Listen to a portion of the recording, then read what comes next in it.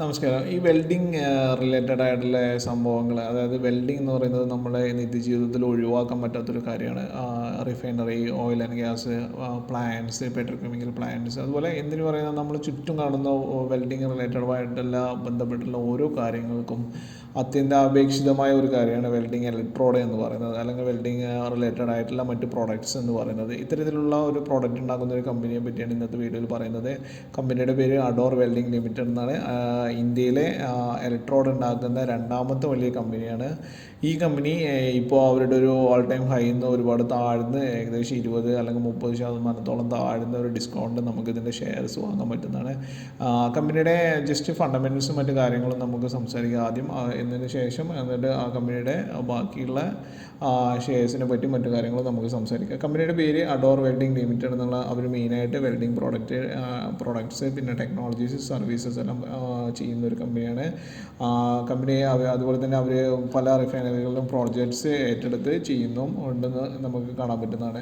ഇപ്പോൾ ഇവരുടെ ഒരു ബിസിനസ് സെഗ്മെൻറ്റുമായി ബന്ധപ്പെട്ട് നോക്കുകയാണെങ്കിൽ മെയിനായിട്ട് ഇവർക്ക് വെൽഡിംഗ് കൺസ്യൂമബിൾസ്, വെൽഡിംഗ് എക്യുപ്മെൻറ്റ്, അതുപോലെ ഫ്ലെയർ ആൻഡ് പ്രോസസ് എക്യുപ്മെൻറ്റിൻ്റെ ഇതുള്ളത്. അപ്പോൾ വെൽഡിംഗ് കൺസ്യൂമബിൾസ് അവരുടെ റവന്യൂയുടെ 77 മുതൽ 81% റവന്യൂ അവർക്ക് സപ്ലൈ ചെയ്യുന്ന ഒരു കമ്പനിയാണ് വെൽഡിംഗ് ഇലക്ട്രോഡ്. അതിൽ ഏകദേശം 200-ലേറെ ടൈപ്സ് ഇലക്ട്രോഡ്സ് ഉണ്ടാക്കുന്നുണ്ട്. അതുപോലെ തന്നെ flux cored, wires, specially customised electrodes, ഇതെല്ലാം അവർ ഈ കമ്പനി മാർക്കറ്റ് ചെയ്യുന്ന പ്രോഡക്റ്റ്സ് ആണെന്ന് കാണാൻ പറ്റുന്നതാണ്. അതുപോലെ തന്നെ അവർ വെൽഡിംഗ് എക്യുപ്മെൻറ്റുമായി ബന്ധപ്പെട്ടുള്ള വെൽഡിംഗ് മെഷീൻസ്, അതുപോലെ cutting equipment, gas cutting products, welding automation products and systems, personal protective equipment, PPE, അതുപോലത്തെ ആക്സസറീസ്. അതായത് റിഫൈനറിയിൽ ഒരു ടീം വർക്ക് ചെയ്യാൻ വേണ്ട എല്ലാവിധ കാര്യങ്ങളും അവർ സപ്ലൈ ചെയ്യുന്നു എന്ന് കാണാൻ പറ്റുന്ന. റിഫൈനറി മാത്രമല്ല ബാക്കിയുള്ള എല്ലാ സ്ഥലങ്ങളിലും വെൽഡിംഗ് റിലേറ്റഡ് ബന്ധപ്പെട്ടുള്ള വർക്ക് ചെയ്യാണ്ട് ഇതിലുള്ള എല്ലാ സംഭവങ്ങളും അവർ ഉണ്ടാക്കുന്നത് കാണാൻ പറ്റുന്നതാണ്. അതുപോലെ തന്നെ അവരുടെ 3 പ്രോഡക്റ്റ്, അടുത്ത 4% അവരുടെ റവന്യൂ കിട്ടുന്ന പ്രോഡക്റ്റ് എന്ന് പറയുന്നത് ഫ്ലയേഴ്സ് ആൻഡ് പ്രോസസ് എക്യുപ്മെൻ്റ് ആണ്. നമുക്ക് പലതും അറിയാൻ പറ്റുന്നതാണ്. ഈ പിന്നെ എന്താ പറയുക, ഇതുപോലത്തെ വെസൽസ് മറ്റു കാര്യങ്ങളെല്ലാം റിഫൈനറീസിൽ എത്രത്തോളം അത്യന്താപേക്ഷിതമാണെന്നും ഇത്തരം കാര്യങ്ങളിൽ എത്രത്തോളം വലിയ മാർക്കറ്റ് ഉണ്ടെന്നും അറിയാൻ പറ്റുന്നതാണ്. അപ്പോൾ ഇത്തരത്തിലുള്ള പ്രോഡക്ട്സിൽ ഉണ്ടാകുന്ന ഈ കമ്പനിയുടെ ഇനി അവരുടെ ഒരു ജിയോഗ്രഫിക്കൽ എന്ന് പറയുന്നത് ഡൊമസ്റ്റിക്കായിട്ട് 86% പ്രോഡക്റ്റും അവരുടെ ഇന്ത്യയിൽ നിന്നുള്ള അവരുടെ റവന്യൂ വരുന്നത് എന്ന് കാണാൻ പറ്റും. പിന്നെ അതുപോലെ തന്നെ അവർ ഏകദേശം 14% അവരുടെ റവന്യൂ വിദേശ രാജ്യങ്ങളിൽ നിന്ന് അല്ലെങ്കിൽ എക്സ്പോർട്ട് ചെയ്തിട്ടാണ് വരുന്നതെന്ന് പറയുന്നത്. ഇവർ 2024 ഒരു പുതിയ പ്രോഡക്റ്റ് അവർ ലോഞ്ച് ചെയ്തിട്ടുണ്ട്. Battery powered welder in India എന്ന് പറഞ്ഞിട്ടുള്ള അവരൊരു പ്രോഡക്റ്റ് അവർ ലോഞ്ച് ചെയ്തിട്ടുണ്ടെന്ന് പറയുന്നത് കമ്പനിയുടെ ഒരു അഡ്വാൻസ് ആയിട്ടുള്ള ടെക്നോളജീസ് നമുക്ക് കാണാൻ പറ്റുന്നതാണ്. പിന്നെ അതുപോലെ അവരുടെ ഡിസ്ട്രിബ്യൂഷൻ നെറ്റ്വർക്ക് നോക്കുകയാണെങ്കിൽ 250-ലേറെ ഓതറൈസ്ഡ് ഡിസ്ട്രിബ്യൂട്ടേഴ്സ് അവർക്കുണ്ട്.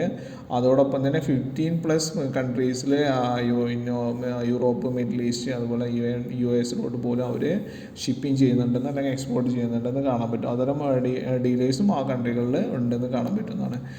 പിന്നെ അതുപോലെ തന്നെ അവരുടെ ഒരു ക്ലയൻറ്റ് പ്രൊഫൈൽ നമുക്ക് എല്ലാവർക്കും അറിയാം. പല മേജർ ക്ലയൻറ്റ്സ് ഇപ്പോൾ റിഫൈനറികളിലെല്ലാം ഇവരുടെ ഒരു പ്രോഡക്റ്റ് യൂസ് ചെയ്യണമെന്നുണ്ടെങ്കിൽ ആദ്യം ഈ റിഫൈനറി ഇവരുടെ മെക്കാനിക്കൽ കെമിക്കൽ ടെസ്റ്റ് എല്ലാം ചെയ്ത് ഇവരുടെ പ്രോഡക്റ്റ് അപ്രൂവ് ആവണം. അപ്പോൾ അതുകൊണ്ട് തന്നെ പല റിഫൈനറികളിലും ഇവർക്ക് അപ്രൂവൽ കിട്ടിയിട്ടുണ്ട്. അതുപോലെ തന്നെ മേജർ ക്ലയൻറ്റ്സ് ഇവർ അപ്രൂവ് ചെയ്തിട്ടുണ്ട്. അത്തരത്തിലുള്ള ഒരു ക്ലയൻറ്റ്സ് നോക്കുകയാണെങ്കിൽ ഓട്ടോമൊബൈൽ സെക്ഷൻസിലുണ്ട്. പിന്നെ അതുപോലെ railway, cement, building, construction, pipe lines, chemicals, ഇത്തരത്തിലുള്ള ഓരോ സെഗ്മെൻറ്റിലും അവരുടെ ക്ലയൻറ്റ്സ് അപ്രൂവ് ചെയ്തിട്ടുണ്ട്. For example Tata, DRDO, NHPC, call India, Ashok Leyland, Yamaha, Jindal power, NDPC, Reliance industries limited, പിയാജിയോ, L&T, ship building, extra. ഇത്തരം കമ്പനികളെല്ലാം തന്നെ ഇത്തരം ക്ലയൻസ് എല്ലാം ഇവർ അപ്രൂവ് ചെയ്തിട്ടുണ്ടെന്ന് കാണാൻ പറ്റും. പിന്നെ ഇവർക്ക് മെയിനായിട്ട് 3 മാനുഫാക്ചറിങ് ഫെസിലിറ്റീസാണ് ഇന്ത്യയിലുള്ളത്. ദാദ്ര നാഗർ ഹവേലി, പിന്നെ ഛത്തീസ്ഗഡ്, പിന്നെ മഹാരാഷ്ട്ര. ഇതാണ് അവരുടെ മേജർ 3 മാനുഫാക്ചറിങ് ഫെസിലിറ്റീസ്. പിന്നെ അവർക്ക് എക്യുപ്മെൻറ്റ് ഡിവിഷൻസും ഉണ്ടെന്ന് പറയാൻ പറ്റും. അപ്പോൾ ഇതിലെ കപ്പാസിറ്റി നോക്കുകയാണെങ്കിൽ 59,000 മെട്രിക് ടണ്ണാണ് അവർ ഒരു വർഷം പെർ ആനം പ്രിപ്പയർ ചെയ്യുന്നത്. അതുപോലെ തന്നെ 15,000 യൂണിറ്റ് എക്യുപ്മെൻറ്റ് ഡിവിഷൻസും അവർ ഒരു വർഷം പ്രിപ്പയർ ചെയ്യുന്നുണ്ടെന്ന് പറയാൻ പറ്റും. പിന്നെ അവരുടെ ഒരു ക്യാപെക്സ് അലോട്ട്മെൻ്റ് ആയിട്ട് നോക്കുകയാണെങ്കിൽ അവർ 28 മുതൽ 35 കോടി രൂപ വരെ automation and modernisation of consumable എക്യുപ്മെൻറ്റിൽ അവർ ഇൻവെസ്റ്റ് ചെയ്യുന്നുണ്ടെന്ന് കാണാൻ പറ്റും. കാരണം എന്നാലും ഈ ഒരു പ്രോഡക്റ്റ് ഇതിലും മാർക്കറ്റിൽ അവരുടെ കോമ്പീറ്റ് ചെയ്യാൻ ഇതിൻ്റെ അഡ്വാൻസ് ആവേണ്ടതിന് ആവശ്യമാണ് പറയുന്നത്. അതുപോലെ തന്നെ അവർ 2022 അവർ അഡോർ ഫിൻടെക് എന്ന് പറഞ്ഞിട്ടുള്ള അവരുടെ ഒരു സിസ്റ്റം ഒരു കൺസേൺ കമ്പനിയുമായിട്ട് അവർ മെർജ് ചെയ്യാനുള്ള തീരുമാനം എടുത്തിട്ടുണ്ട്. അത് 2025 മുതൽ ആണ് എഫക്റ്റ് ആവുന്നത്. പിന്നെ അവർ അടുത്ത് ഫോക്കസ് ചെയ്യുന്ന ഫ്യൂച്ചറിലോട്ട് high end welding equipment, plasma cutting, project execution, enhancing consumer product mix such as flex cord and stainless steel, expanding into new geographies and product lines for Ador International. അപ്പോൾ ഈ ഇത്തരത്തിലുള്ള ഒരു വലിയൊരു സ്കോപ്പുള്ള ഒരു കമ്പനി അല്ലെങ്കിൽ പ്രോഡക്റ്റാണ് ഇവരുടെ കൂടെ നമുക്ക് അറിയാൻ പറ്റുന്നതാണ്. അതുപോലെ തന്നെ മിഡിൽ ഈസ്റ്റിലായാലും യൂറോപ്പിലായാലും ഇത്തരം കമ്പനികൾക്ക് വലിയൊരു മാർക്കറ്റ് ഉണ്ട് എന്നിവിടെ നമുക്ക് കാണാൻ പറ്റുന്നതാണ്. പിന്നെ ഇവരുടെ ഇതൊക്കെ ഇവരുടെ വെൽഡിംഗ് പ്രോഡക്ട്സ് ആണ്. വയർസ്, ഫ്ലക്സസ്, ബ്രേസിങ് പ്രോഡക്ട്സ് ഉണ്ട്. പിന്നെ അതുപോലെ വെൽഡിംഗ് എക്യുപ്മെൻ്റ് ആയിട്ടുള്ള MMA എക്യുപ്മെൻറ്റ്, ടീക്ക്, മിഗ്, പിന്നെ അതുപോലെ advanced multipurpose synergic equipment, TIG and on units. പിന്നെ അതുപോലെ തന്നെ അതർ യൂണിറ്റിലാണ് gas cutting, PPE, welding, automation, flare. ഇത്തരത്തിലുള്ള ഒരുപാട് പ്രോഡക്റ്റുകൾ മാർക്കറ്റ് ചെയ്യുന്ന ഒരു കമ്പനിയാണെന്ന് നമുക്ക് കാണാൻ പറ്റുന്നതാണ്. ഇനി ഇവരുടെ ഒരു ഫണ്ടമെൻ്റലും മറ്റു കാര്യങ്ങളിലും പോയി നോക്കുകയാണെങ്കിൽ ഈ കമ്പനി മാർക്കറ്റ് ക്യാപ്പ് 1,780 കോടി രൂപയാണ്. കമ്പനിയുടെ മാർക്കറ്റ് ക്യാപ്പ്. കറണ്ട് പ്രൈസ് 1,307 ആണ്. അതുപോലെ തന്നെ ഹൈ 1,770 വന്നതാണ്. അപ്പോൾ 770 വന്നതിന് ശേഷം ഏകദേശം 20 അല്ലെങ്കിൽ 20% ഡൗൺ ആയതിനു ശേഷമാണ് ഇപ്പോൾ നമുക്കുള്ള കറണ്ട് പ്രൈസ് വന്നിരിക്കുന്നത് കാണാൻ പറ്റുന്നതാണ്. അപ്പോൾ ഇത്തരം കാര്യങ്ങൾ നോക്കുകയാണെങ്കിൽ എപ്പോഴും ഈ DMAയുടെ 200 DMAയുടെ താഴെ വരുന്ന കമ്പനികളിൽ ഇൻവെസ്റ്റ് ചെയ്യുമ്പോൾ അത് നമ്മൾക്ക് വളരെ പെട്ടെന്ന് തന്നെ ഒരു 20% ഹൈക്ക് തരാൻ പറ്റും. എസ്പെഷ്യലി തരാൻ പറ്റും എങ്ങനെ അവരുടെ ഫണ്ടമെൻ്റലി സ്ട്രോങ് ആണെങ്കിൽ, അല്ലെങ്കിൽ എന്തുകൊണ്ടാണ് അവരുടെ ഇപ്പോൾ ഈ ഷെയർ പ്രൈസ് കുറഞ്ഞത്, ആ റീസൺസ് അവർ റെക്ടിഫൈ ചെയ്തിട്ടുണ്ടെങ്കിൽ വളരെ പെട്ടെന്ന് തന്നെ നമുക്കൊരു 20% പെട്ടെന്ന് കിട്ടുന്നത് ആണ് എന്ന് കാണാൻ പറ്റും. പിന്നെ ഇവരുടെ മറ്റു കാര്യങ്ങൾ 21.3 CAGR അവർ ലാസ്റ്റ് 5 വർഷം കൊണ്ട് ഉണ്ടാക്കിയിട്ടുണ്ട്. പിന്നെ പിയർ കമ്പനീസുള്ള ഇതാണ് ഇൻട്രസ്റ്റിംഗ് ആയിട്ടുള്ള പിയർ കമ്പനീസുള്ള അവർ രണ്ടാമത്തെ വലിയ കമ്പനിയാണെന്നുള്ള ഇത് കാണാൻ പറ്റും. ഇപ്പോൾ ഹിസാബ് ഇന്ത്യ എന്ന് പറയുന്ന കമ്പനി 9636 മാർക്കറ്റ് ക്യാപ്പ് ആണെങ്കിൽ അത് കഴിഞ്ഞിട്ട് അഡോർ വെൽഡിംഗ് ആണ് ഈ ഒരു ഫീൽഡിലെ രണ്ടാമത്തെ കമ്പനി എന്ന് കാണാൻ പറ്റുന്നതാണ്.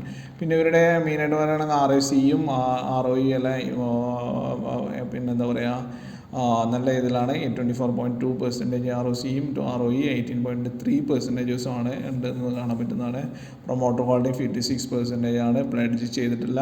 പ്ലെഡ്ജ് ചെയ്തോ അല്ലെങ്കിൽ അതുപോലത്തെ ലോണൊന്നും ഷെയർസ് വെച്ചിട്ട് എടുത്തിട്ടില്ല എന്ന് നമുക്ക് കാണാൻ പറ്റും. ഫിനാൻഷ്യലി സൗണ്ട് ആണെന്ന് കാണാൻ പറ്റും. പിന്നെ അതിൻ്റെ ഒരു ഹൈക്ക് നമുക്ക് ഗ്രാഫ് നോക്കുകയാണെങ്കിൽ 2020 അതായത് കൊറോണയ്ക്ക് ശേഷം ഇതിനൊരു ഗ്രാജുവലായിട്ട് നല്ലൊരു സ്റ്റീക്കായിട്ടുള്ള ഹൈക്കിന് വന്നിട്ടുണ്ട്. പക്ഷേ ഇപ്പോൾ ഇത് കുറഞ്ഞു വന്നുകൊണ്ട് തന്നെ നമുക്ക് ഷെയർസ് വാങ്ങാൻ പറ്റുന്ന ഒരു ടൈമാണെന്നും നമ്മൾക്ക് ഇത് കമ്പയർ ചെയ്ത് ഇത് ചെയ്തതിന് ശേഷം ഫണ്ടമെൻ്റൽ അനലൈസ് ചെയ്തതിന് ശേഷം ഡിസൈഡ് ചെയ്യാമെന്നും നമ്മളുടെ ഈ ഒരു വീഡിയോയിൽ ജസ്റ്റ് ഓർമ്മിപ്പിക്കേണ്ടത്. പിന്നെ ക്വാർട്ടർലി റിസൾട്ട്സിലാണ് ഇവരുടെ ഇപ്പോൾ ഷെയർസ് കുറയാനുള്ള മെയിനായിട്ടുള്ളൊരു കാര്യം പറയുന്നത് ക്വാർട്ടർലി റിസൾട്ടാണ്. ജൂൺ വരെയുള്ള, അതായത് മാർച്ച് മുതൽ അവരുടെ ഒരു ഹൈക്ക് വന്നതിന് ശേഷം ജൂൺ ആകുമ്പോൾ ഈ ലാസ്റ്റ് 3 മാസത്തിലുള്ള ക്വാർട്ടറിൽ 230 ആയിട്ട് കുറച്ച് കുറഞ്ഞിട്ടുണ്ട് എന്ന് കാണാൻ പറ്റും. ഈ ഒരു തന്നെയാണ് മെയിനായിട്ട് അവരുടെ ഒരു പ്രൈസ് കുറയാനുള്ള കാരണമായിട്ട് കാണാൻ പറ്റുന്നതാണ്. എക്സ്പെൻസസ് കൂടിയിട്ടുണ്ട്, എക്സ്പെൻസസ് കുറഞ്ഞിട്ടുണ്ട്, ഓപ്പറേറ്റിംഗ് പ്രോഫിറ്റ് സ്വല്പം കുറഞ്ഞിട്ടുണ്ട്. പിന്നെ അതുപോലെ തന്നെ ക്വാർട്ടർലി റിസൾട്ട്സ് നോക്കുമ്പോഴാണ്, ഇയർലി റിസൾട്ട് നോക്കുമ്പോൾ വേറെയാണ് നമുക്ക് കാണാൻ പറ്റും. ഓക്കെ, പ്രോഫിറ്റ് ബിഫോർ ടാക്സ്, പക്ഷേ എല്ലാ ടാക്സ് എല്ലാം അവർ കറക്റ്റായിട്ട് ഓരോ സെഗ്മെൻറ്റിലും കറക്റ്റായിട്ട് അടച്ചിട്ടുണ്ട് എന്ന് പറയുന്നതും ഇതാണത് ഒരു ഇമ്പ്രൂവ്ഡ് ആയിട്ടുള്ള കാര്യമാണ്. നെറ്റ് പ്രോഫിറ്റും സ്വല്പം കുറഞ്ഞിട്ടുണ്ടെന്ന് പറയാം. ഇനി profit and loss yearly basis നോക്കുമ്പോൾ ടിൽ ദ എൻഡ് വരെ നോക്കുമ്പോൾ 924 crore സെയിൽസ് കൂടിയിട്ടുണ്ട്, എക്സ്പെൻസസും ഇതെല്ലാം കൂടിയിട്ടുണ്ട്. ഓപ്പറേറ്റിംഗ് പ്രോഫിറ്റ് കൂടിയിട്ടുണ്ടെന്ന് കാണാൻ പറ്റുന്നതാണ്. പിന്നെ അതുപോലെ തന്നെ നെറ്റ് പ്രോഫിറ്റും 63 67% ആണ്. അപ്പോൾ ഇത് ഇത്രയും പറഞ്ഞു വന്നിരിക്കുന്ന ഒരു പോയിന്റിൽ നമ്മൾ പറയുകയാണെങ്കിൽ കമ്പനി ഫണ്ടമെൻ്റലി സ്ട്രോങ് ആണ്. പിയർ കമ്പാരിസണിൽ സെക്കൻഡ് ഹയസ്റ്റ് കമ്പനിയാണ്. ഇപ്പോൾ ഇസാബ് എൻജോയ് ചെയ്യുന്ന ഒരു ഫീൽഡിലോട്ട്, അല്ലെങ്കിൽ ഇസാബ് എൻജോയ് ചെയ്യുന്ന ഒരു മാർക്കറ്റ് ക്യാപ് പൊസിഷനിലോട്ട് അഡോർ വെൽഡിങ് വളരെ പെട്ടെന്ന് തന്നെ എത്തും എന്നുള്ളതും ഇന്ത്യ അല്ലെങ്കിൽ വേൾഡിലോട്ട് ഈ ഒരു ഇത്തരത്തിലുള്ള